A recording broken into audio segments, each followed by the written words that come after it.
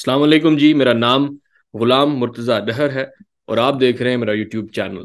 आज के इस लेक्चर में हम CSS 2024 इंग्लिश ऐसे पेपर के ऊपर बात करेंगे। एग्जाम से कुछ अर्सा पहले मैंने अपने स्टूडेंट्स के साथ 10 इम्पोर्टेंट ऐसे टॉपिक्स और 18 इम्पोर्टेंट करंट और पाकिस्तान अफेयर्स के टॉपिक्स की लिस्ट शेयर की थी। मैंने आप स्टूडेंट्स के साथ ना सिर्फ ये लिस्ट शेयर की थी, लेकिन आपको ये भी समझाया था कि किस टॉपिक पे किस डायमेंशन में सवाल पूछा जा सकता है। और यही लिस्ट जो बच्चे मुझे यूट्यूब पे फॉलो करते हैं, आपके साथ भी शेयर कर दी गई थी इन लेक्चर्स के फॉर्म में। और मैंने अपने कोऑर्डिनेटर को इस काम पे लगा दिया था कि इस लिस्ट में जो भी टॉपिक्स गिवन हैं उनके ऊपर बच्चों को रीडिंग मटेरियल भी प्रोवाइड कर दिया जाए। जब से इंग्लिश ऐसे का पेपर हुआ है CSS 2024 का, उसके बाद से आपके मैसेजेस आ रहे हैं थैंक यू के। एंड आई अंडरस्टैंड क्यों, क्योंकि CSS इंग्लिश ऐसे के पेपर में 10 में से 5 टॉपिक्स वही आए हैं जो मैंने आपको इन इम्पोर्टेंट टॉपिक्स में पहले से बता दिए थे। और ये अपने आप में एक बड़ा अचीवमेंट है, अल्लाह का शुक्र है। मैंने लेक्चर्स के दौरान आपको ये ज़रूर कहा था कि देखें, ऐसे के पेपर में टॉपिक प्रिडिक्ट करना आसान नहीं है, लेकिन एज ए मेंटोर इतने सालों का तजुर्बा होने के बाद एक अंदाज़ा हो जाता है कि कौन से टॉपिक्स इंपॉर्टेंट हैं। और मैंने आपको कहा था कि इन टॉपिक्स को आपने प्रायोरिटी के बेसिस पे तैयार करना है, उसके बाद टाइम बचता है तो बाकी टॉपिक्स को देखें। और अल्हम्दुलिल्लाह उसका रिजल्ट बहुत अच्छा आया है, बच्चों का पेपर बहुत अच्छा हुआ है। और मेरी जो है अल्लाह से दुआ है कि आपको आपकी मेहनत का फल मिले और एग्ज़ाम आपका पास हो जाए इसी साल। CSS इंग्लिश ऐसे को लेके अक्सर स्टूडेंट्स ये गलती करते हैं कि वो इसकी तैयारी आखिर में करते हैं, जिसकी वजह से उनका ऐसे का पेपर भी फेल हो जाता है और CSS का अटेम्प्ट भी ज़ाया हो जाता है। अगर आप यहाँ पे अपकमिंग CSS एग्जाम CSS 2025 या CSS 2026 या अपकमिंग PMS एग्जाम की तैयारी कर रहे हैं, तो आई हाईली रिकमेंड आप अपनी तैयारी की शुरुआत में ही इंग्लिश ऐसे की तैयारी कर लें।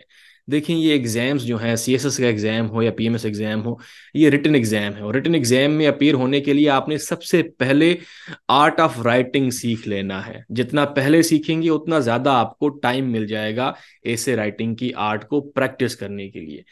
स्टूडेंट्स ये समझते हैं कि ऐसे का मतलब शायद डेटा है, कंटेंट है।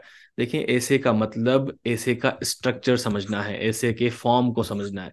जितना जल्दी आप ऐसे का स्ट्रक्चर सीख लेते हैं उतना ज्यादा आपको टाइम मिलता है उस स्ट्रक्चर को इम्प्लीमेंट करने का, प्रैक्टिस करने का। ऐसे में आपके ऐसे पेपर को पास करने के और CSS को पास करने के चांसेस ज्यादा बढ़ जाते हैं। आपके पास यहाँ पे चॉइस है, आप किसी भी टीचर के सेशन को ज्वाइन कर सकते हैं, सेल्फ प्रिपरेशन कर सकते हैं, ये आपकी चॉइस है। एक आपके पास अपॉर्चुनिटी ये भी है कि आप मेरे इंग्लिश ऐसे के कोर्स का हिस्सा बन सकते हैं। अब वो किस तरह से बनेंगे, सबसे पहले ये याद रहे कि जी मेरी बैच में limited number of students he her batch में एनरोल होते हैं, जैसे आपको इक्वल अटेंशन दिया जा सके, आपका काम चेक किया जा सके। अब आपने अर्ली अगर इंफॉर्मेशन रिसीव करनी है नेक्स्ट बैच की, तो सबसे पहले समझ लें कि जी ऑनलाइन क्लासेस पेड होती हैं, फ्री क्लासेस नहीं होती। फ्री कंटेंट आपके लिए टाइम टू टाइम, जैसे ही मुझे टाइम मिलता है, यूट्यूब पे आपको मिलता रहेगा। अगर आपको अर्ली इंफॉर्मेशन चाहिए नेक्स्ट बैच की, अभी आपने करना यह है कि अपना नाम लिखें और उसके साथ साथ लिखें नेक्स्ट ऐसे बैच इन्फो। ये लिख के आपने मेरे कोऑर्डिनेटर को व्हाट्सएप करना है इस नंबर पर। अपना नाम और साथ लिखें नेक्स्ट ऐसे बैच इन्फो। ये लिख के आप जब व्हाट्सएप करेंगे तो मेरा कोऑर्डिनेटर रिप्लाई में आपको ये वाला पोस्टर प्रोवाइड करेगा। सेम पोस्टर होगा, लेकिन यहाँ पे डेट्स मेंशन होंगी कि नेक्स्ट बैच की आखिरी डेट कब है एनरोलमेंट की और क्लासेस कब स्टार्ट हो रही हैं। बैच की ड्यूरेशन 2 मंथ होती है। और अगर आप ये टेक्स्ट करने में जितना लेट करेंगे, अगर बैच एक बार स्टार्ट हो जाता है तो आपको नेक्स्ट मंथ तक वेट करना होगा नेक्स्ट बैच को ज्वाइन करने के लिए, क्योंकि एक बार बैच जब स्टार्ट हो जाता है तो न्यू स्टूडेंट्स को उस बैच का हिस्सा नहीं बनाया जाता।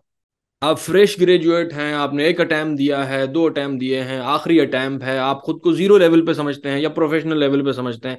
रोड मैप जी मेरे ऐसे बैच का सब बच्चों के लिए सेम रहता है। हम पहले वर्ड्स के ऊपर काम करते हैं, वर्ड्स की क्वालिटी मैंने आपकी इंप्रूव करवा ली, फिर मैं आपके सेंटेंस स्ट्रक्चर इंप्रूव करवाता हूँ, उसके बाद हम पैराग्राफिंग की तरफ आते हैं, देन हम ऐसे के ऊपर काम करते हैं, ऐसे की ऑर्गेनाइजेशन, ऐसे की क्लियरिटी, थीसिस स्टेटमेंट, इंट्रोडक्शन लिखने की टेक्निक्स, और इसमें हम 15 से 20 ऐसे के टॉपिक्स भी कवर करते हैं। तो ये फ्लो चलता है। इससे होगा ये कि आपका ऐसे का हर एक पार्ट जो है अच्छे से तैयार हो जाता है। सो अगर अभी तक आपने इंफॉर्मेशन वाला मैसेज नहीं किया तो इस वीडियो को 1 मिनट के लिए पॉज करें, अपना नाम और साथ लिखें नेक्स्ट ऐसे बैच इन्फो। इस नंबर पे मेरे कोऑर्डिनेटर को आप व्हाट्सएप कर दें। ओके जी, व्हाट्सएप कर दिया। आगे बढ़ते हैं। ये रहा जी CSS 2024 का इंग्लिश ऐसे का पेपर। लाल है जी, लाल है, खुद लाल किया हुआ है मैंने, इसको कवर किया हुआ है। 1 बाय 1 टॉपिक्स को अनकवर करते हैं, उस पे देख लेते हैं मैंने आपको डायमेंशंस क्या बताए थे, और थोड़ा सा हर एक टॉपिक के कॉन्टेक्स्ट को भी समझ लेते हैं। सबसे पहले topic number 7, artificial intelligence, the death of creativity. मैंने आपको टॉपिक दिया था AI advancements and societal impacts, और साथ ही साथ बताया था adopting to technological advances and the changing job markets. इसके अलावा मैंने आपको अगेन एक टॉपिक दिया था threat of AI and opportunities by AI। इस थ्रेट्स में, अपॉर्चुनिटीज में मैंने यहाँ पे मेंशन कर दिया था कि AI के जो ट्रेंड्स हैं, किस तरह से म्यूजिक को, राइटिंग को, डिजाइन को, आर्किटेक्चर को, यानी क्रिएटिविटी में जो चीजें आ जाती हैं उसको इम्पैक्ट कर रही हैं AI के एडवांसमेंट्स। तो ये एंगल्स इसमें आ जाते हैं। देखें, इस टॉपिक में आपसे एग्जामिनर डिमांड कर रहा है कि आप बताएं कि किस तरह से कि जो आर्टिफिशियल इंटेलिजेंस है वो ह्यूमन क्रिएटिविटी को शेप कर रहा है, और कंसर्न्स क्या हैं about the future of human creativity in a tech driven world. अब आज के दौर में देखें, आपने रिसेंट टाइम्स में देखा होगा कि जो जनरेटिव AI है वो राइज पर है, जिसमें ChatGPT हो गया और बाकी टूल्स ऐसे हो गए जिससे कंटेंट बन रहा है। अब कंटेंट में क्या आ जाता है, आपका टेक्स्ट आ जाता है, टेक्स्ट कंटेंट है, आपकी इमेज कंटेंट है, वीडियो कंटेंट है। ये वो चीजें हैं जो लोग बनाया करते थे, आर्टिस्ट बनाया करते थे। आप टेक्स्ट के फॉर्म में देखें, किताबें जो है आज के दौर में ChatGPT लिख रहा है, इमेज ChatGPT जैसे टूल्स बना रहे हैं, वीडियोस जो हैं ओपन AI ने आज के टाइम में सोरा के नाम से एक टूल लॉन्च किया हुआ है, वो वीडियोस क्रिएट कर रहा है। तो जो आर्टिस्ट का काम था वो प्रॉम्प्ट्स इंजीनियर्स कर रहे हैं। सो इसमें आपको वाजे नजर आ रहा है कि जो जॉब मार्केट है वो चेंज हो रही है। तो ये इम्पैक्ट है, AI का एक थ्रेट है, इसको इस तरह से डील करना था, और ऑलरेडी मैंने इसके डायमेंशंस आपको बता दिए थे। Next topic is topic number 10, political polarization, governance and society. CSS 2020 में भी एक टॉपिक आया था, polarized politics, issues and challenges of democracy in Pakistan. तो उसी तरह का ही ये टॉपिक है। पोलराइज्ड पॉलिटिक्स जो है ये एक चैलेंज है डेमोक्रेसी के लिए, और मैंने आपको यहाँ पे टॉपिक दिया था democracy in Pakistan, hopes, hurdles and the way forward. ये जो टॉपिक जिन बच्चों ने तैयार कर लिया था उसका डायरेक्ट लिंक है इस टॉपिक के साथ। यहाँ पे एग्जामिनर आपसे डिमांड कर रहा है कि आप बताएं कि जो पॉलिटिकल पोलराइजेशन है उसकी इम्प्लीकेशंस क्या हैं गवर्नेंस के ऊपर, सोसाइटी के ऊपर, और आगे आपने वे फॉरवर्ड भी देना है। इस ऐसे में आप पाकिस्तान के एग्जाम्पल्स भी दे सकते हैं, अराउंड द वर्ल्ड भी एग्जाम्पल्स दे सकते हैं। Next topic is topic number 2, CPEC and Indo middle east Europe new war fronts. अब पास्ट में भी ऐसे में एक टॉपिक आया था, शायद 2019 में या 20 में, न्यू वॉर फ्रंट्स लाए इन इकोनॉमिक जोन्स। जो बच्चे उस टॉपिक को तैयार करके गए थे उनका यहाँ पे फायदा हुआ है। मैंने आपको टॉपिक दिया था changing order in the middle east, जिसमें मैंने आपको कहा था कि आपने तैयार कर लेना है IMEC कॉरिडोर को, रीजनल प्लेयर्स का यहाँ पे क्या कंपटीशन है, इकोनॉमिक मोटिवेशंस क्या है, और साथ ही साथ मैंने आपको ये टॉपिक भी दिया था कि जिसमें आपने तैयार करना था इंडो पैसिफिक के अंदर जो कंपटीशन है इकोनॉमिक कॉरिडोर्स को लेके, BRI को, जिसमें आपका CPEC का एस्पेक्ट आ जाता है।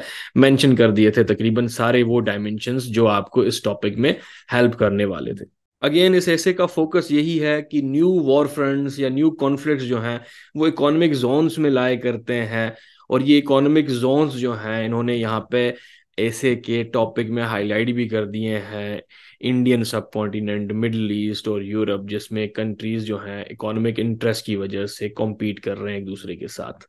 Next topic number 4, phase out of fossil fuel and Arab economies. मैंने आपको कहा था कि ग्लोबल एनर्जी पॉलिटिक्स में आपने ये वाले डायमेंशंस तैयार करने हैं जिसमें एनर्जी ट्रांजिशन एक इम्पॉर्टेंट डायमेंशन है।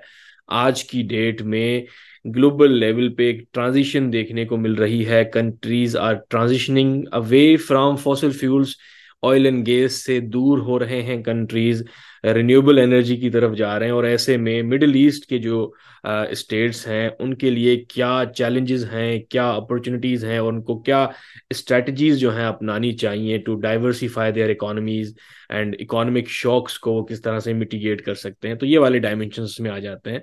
जिन बच्चों ने ये वाले डायमेंशंस कर लिए थे, मेरा ग्लोबल एनर्जी पॉलिटिक्स का लेक्चर कवर कर लिया था, तो उनका ये टॉपिक बहुत अच्छा हुआ होगा। सो डियर स्टूडेंट्स, यहाँ पे टॉपिक नंबर 2, 4, 7, 9 और 10, ये 5 वो टॉपिक्स हैं जो आपके टीचर ने आपके लिए प्रोडिक्ट कर लिए थे, और आपको डायमेंशंस भी मैंने समझा दिए थे कि इन डायमेंशंस में तैयार करने हैं। उसी लिए आपके थैंक यू मैसेजेस भी आ रहे हैं। रिमेनिंग टॉपिक्स को देख लेते हैं। Topic number 6, BRICS and Pakistan, prospects of recovery. मैंने आपको करंट अफेयर्स में कहा था कि आपने ब्रिक्स के एक्सपेंशन को और चेंज इन वर्ल्ड ऑर्डर के इन डायमेंशंस को तैयार कर लेना है। अब ये वाला जो टॉपिक है, BRICS and Pakistan, prospects of recovery, BRICS recent times में एक्सपैंड हुआ है और पाकिस्तान भी ख्वाहिशमंद है ब्रिक्स में मेंबरशिप अगर मिल जाती है तो इसके पोटेंशियल बेनिफिट्स इकोनॉमिक टर्म में पाकिस्तान के लिए क्या हैं, और किस तरह से ब्रिक्स की मेंबरशिप पाकिस्तान को हेल्प कर सकती है पाकिस्तान की रिकवरी में, इकोनॉमिक क्राइसिस से रिकवर करने में। तो ये आपने डायमेंशन पकड़ना था इसमें। Next topic number 1, hope the greatest driving force, philosophical topic है। यहाँ पे आपका फोकस होना था होप का मोटिवेशनल एस्पेक्ट, किस तरह से उम्मीद होने की वजह से इंडिविजुअल्स और सोसाइटीज में चेंज देखने को मिलता है। आप हिस्ट्री के एग्जांपल्स भी यहाँ पे कोट कर सकते थे, कंटेम्प्रेरी एग्जांपल्स भी कोट कर सकते थे। उम्मीद पे दुनिया कायम है, ना उम्मीदी कुफर है, और ये वाली सारी आइडियोलॉजीज कहीं ना कहीं आपकी फिट होनी थी इसमें। Topic number 3, the power of propaganda and Muslim world. यहाँ पे आपको इस्लामोफोबिया का थीम भी काम आना था। उसके अलावा आप बताते कि किस तरह से ये जो प्रोपेगेंडा है, वेस्ट में बायस्ड रिपोर्टिंग है मुस्लिम्स को लेके, मुस्लिम वर्ल्ड को लेके, उसकी वजह से वेस्ट में मुस्लिम वर्ल्ड को लेके क्या परसेप्शन बन रही है और इसका असर मुस्लिम वर्ल्ड के ऊपर क्या हो रहा है। इसमें आप बताते हैं जिसमें मीडिया का रोल, गवर्नमेंट का रोल, वेरियस जो ग्रुप्स हैं उनका रोल क्या है। यहाँ पे मैंने एक टॉपिक आपको दिया था, the role of social media in shaping public opinion, opportunities and challenges. जिन बच्चों ने ये वाला टॉपिक तैयार कर लिया था उनको ये टॉपिक का कंटेंट कहीं ना कहीं यहाँ पे भी काम आ जाता। नेक्स्ट यहाँ पे टॉपिक नंबर 5 है, pragmatism versus passion in politics. Political science वाले बच्चों को यहाँ पे अच्छा खासा डेटा होगा इस टॉपिक को लेके, क्योंकि एक डिबेट है यहाँ पे, प्रैग्मेटिज्म यानी logic versus idealism in politics, या कह लें कि realism versus idealism. How political leaders navigate between practical consideration and ideological convictions, and उनकी इस चॉइस का इम्पैक्ट क्या पड़ता है, ये बताना था आपने। Lastly we have topic number 8, pathways to Pakistan prosperity, जो मुझे अंदाजा है ज्यादातर बच्चों ने किया है। ये एक मल्टी डायमेंशनल टॉपिक था। इसमें आप बताते कि पाकिस्तान की प्रॉस्पेरिटी में क्या हर्डल्स हैं, वो आप लिस्ट करते कि ये हर्डल्स हैं। देन आप पाथवेज बताते कि सॉल्यूशंस क्या हैं, और पाथवेज पे आपका फोकस ज़्यादा होना था। 8, 10, 12 पाथवेज बताते। ये अगर जिन बच्चों ने इस तरह से किया है तो उनके डायमेंशंस इस टॉपिक को लेके ठीक है। क्योंकि देखें जी, प्रोस्पेरिटी में तो आपकी इकोनॉमिक प्रोस्पेरिटी भी आ जाती है, पॉलिटिकल प्रोस्पेरिटी आ जाती है, सोशल प्रोस्पेरिटी आ जाती है, और यहाँ पे हर्डल्स भी सारे एंगल्स में अप्लाई होते हैं। तो इसीलिए ये एक मल्टी डायमेंशनल टॉपिक है, ओपन एंडेड टॉपिक है। यहाँ पे आपके आइडियाज़ की ऑर्गेनाइजेशन ज़्यादा मैटर करती है। That's all for this lecture. और आखिर में मैं दोबारा से रिपीट करता चलूँ, अगर आपने अभी तक नेक्स्ट बैच का इन्फो मैसेज व्हाट्सएप नहीं किया मेरे कोऑर्डिनेटर को, तो आप अपना नाम और साथ लिखें नेक्स्ट ऐसे बैच इन्फो, जैसे वो आपको टाइमली नेक्स्ट ऐसे बैच का पोस्टर प्रोवाइड कर दे, लास्ट डेट मेंशन्ड हो, और आप डिटेल्स जितना अर्ली हो सके उससे रिसीव कर लें। मिलते हैं जी नेक्स्ट लेक्चर में। अपना ख्याल रखें। अल्लाह हाफ़िज़।